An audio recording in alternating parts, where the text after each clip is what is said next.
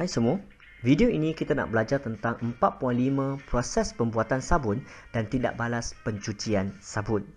Yang pertama, kita perlu tahu tentang proses pembuatan sabun. Okey, nama dia adalah dipanggil saponifikasi. Saponifikasi. Dalam ini, satu lagi benda yang penting kita perlu tahu ialah berkaitan dengan persamaan dia. Minyak tambah alkali menghasilkan gliserol tambah asid lemak ataupun sabun nama dia.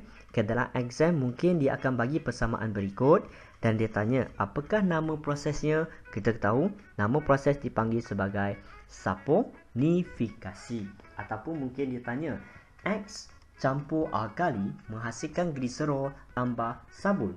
Apakah itu X? Dan kita perlu tahu tentang X ialah minyak.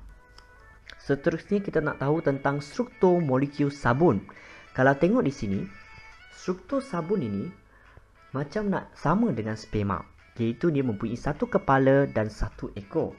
Kepalanya adalah larut dalam air ataupun nama dia dipanggil sebagai hydrophilics.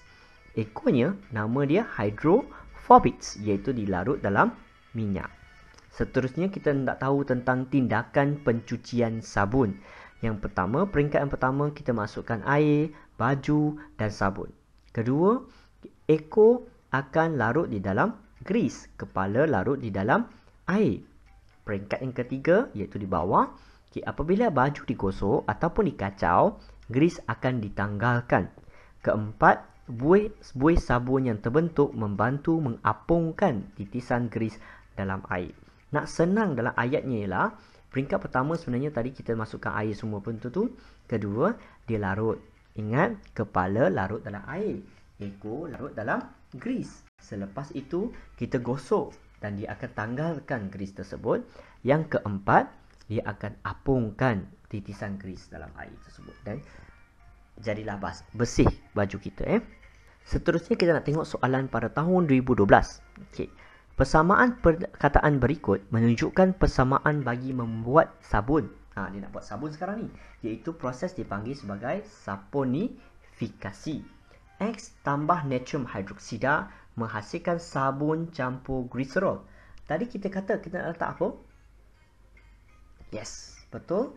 Jawapan dia minyak sawit. Seterusnya kita tengok soalan ini. Kita perlu nak tahu tentang tindakan pencucian sabun. Okay, nak susunkan dia sekarang. Siapa yang memula dulu?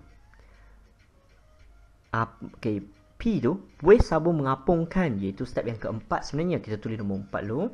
Grease ditanggalkan dengan pembentukan emulsi, tanggal macam yang ketiga. Okay.